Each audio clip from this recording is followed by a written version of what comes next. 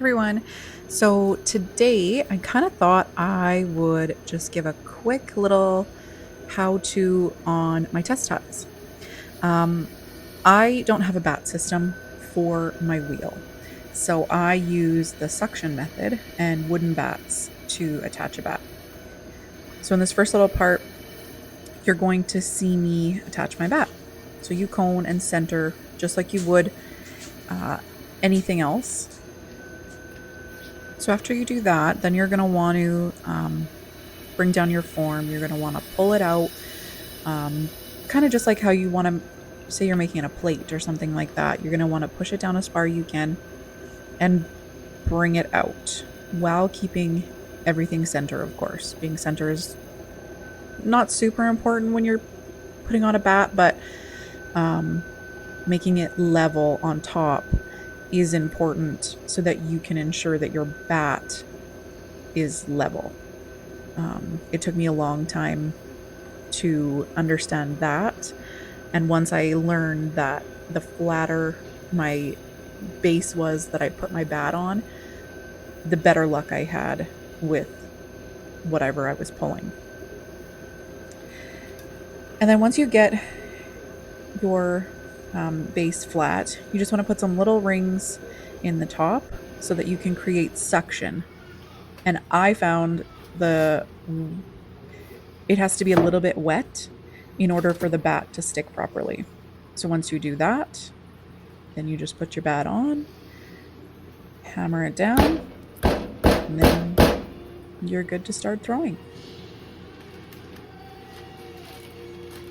So if you don't have a bat system on your wheel, this is definitely a good option. I did find that the wooden bats sometimes warp a little bit, but they do work quite well. So then for my tiles, I just take whatever clay I'm wanting to test on. And I think this is around 2 pounds that I have here. It's about the usual amount that I throw. Then again, you just cone and center.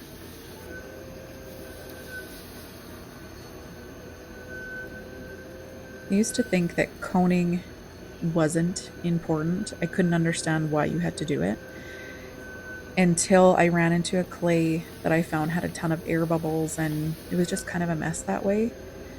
And then I really realized how important coning was.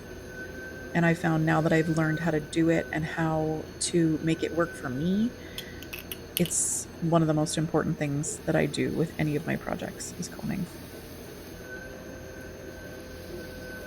So again, push down, keep it center,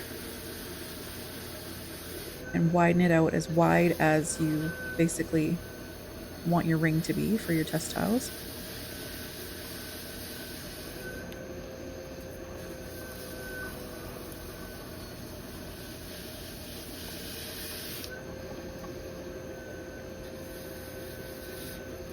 And you can see that my bat isn't quite level, so sometimes that can give you a problem, sometimes it doesn't, but in this case it didn't really give me too much of a problem, but a little bit.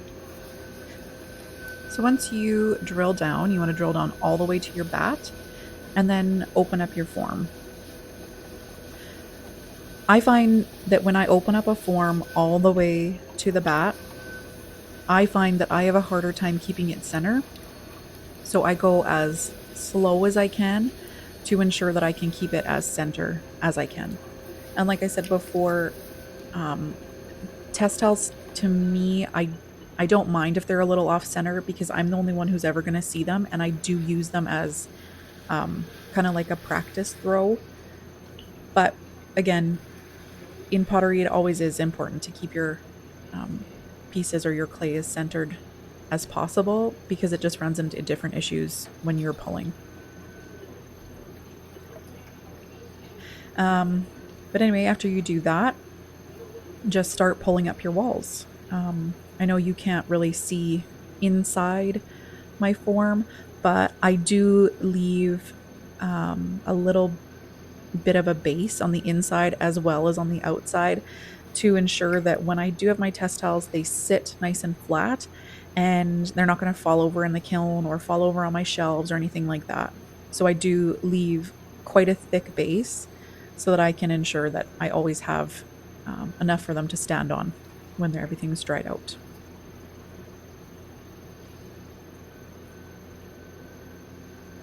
So I just periodically clean out all the water, just because with the clay that I'm using this time is quite soft. So using a lot of water kind of makes things a little bit more harder too. But then, yeah, you just pull up your walls to as tall as you'd like them. And I always make sure to compress the rim of anything I'm doing. I find it really helps me if I have any thin spots that I've never noticed.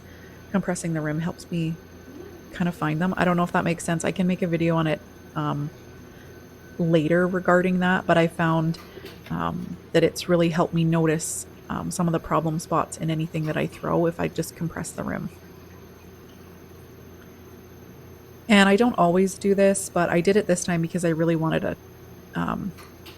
really straight walled test tile. So I used just a wooden rib just to straighten out the walls and to get some of the excess slip off. And then again, I just compress the rim. And then I trim the base. And as you can kind of see, you can see that I've left that thick base I was talking about, where it makes it easier for them to stand up on. I do also try to kind of trim the inside a little bit from when I pull open the form. Sometimes you can get a little bit of clay that sticks, and I find if I can do my trimming now rather than later, it just saves me a little bit of time. So I do try to clean up the inside of the form too. So once you're done trimming, then you just take your wire tool and you wire it off the bat so that it's easy just to pop off when it's all done. And as you'll see in about 30 seconds, mishaps happen, but I am able to fix it. Just like that. But since it's still wet and this clay was soft, and honestly, like I said, they're test tiles, so I'm not worried about it looking nice. If this were like a pot I was trying to make, yeah, it probably wouldn't work, but it's just test tiles, so I'm really not that worried about it. So then once I fix that, then we just pull it off the wheel and let it dry until it is ready to trim.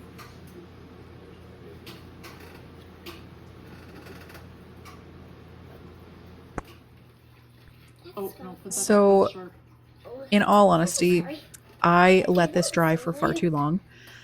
It's probably a little bit too dry for trimming. But again, like I just mentioned, they're test tiles, so if it works out great, if it doesn't, I'm really not that worried about it. But I just use lugs to attach it because like I did previously when I was throwing, I trimmed the base and I'm not worried that it looks perfect or anything like that. So then I just take a small loop tool and I create some like divots, I guess, little lines in my test tile so that I can see how the glaze moves in texture as well as on the flat part, as obviously the inside doesn't have any texture, but the outside will. So I use that to gauge what the glazes are going to do on this clay with different types of texture. And it works really well. And if you haven't used a test tile or you don't use test tiles, let me know what you do use, because I find that these are such a wonderful tool. And no, they don't always turn out exactly like the test tile that you throw when you do use that same glaze on a cup or a mug or a bowl or whatever. But they do give you a really good idea of how that glaze is going to work and move on your piece. So let me know what you use if you don't use test tiles. And once I'm done putting some texture in, like I said, I let this dry for far too long. Usually this next step is much easier, but as you'll see, it is not. Just a warning, I will be using a knife now. Sometimes they're easy to cut. If I wouldn't have let this dry for as long as I did, I probably would have more success, but I'm not going to be throwing any more test towels for quite some time, so I figured it's now or never to make this video. But so that's what my tiles look like. Again, that's the base I was talking about. And I just trim the whole piece into multiple different tiles. And yeah, some don't work. Some need to have a little bit of a repair. But for the most part, I got as many tiles as I really needed. So I'm not too disappointed.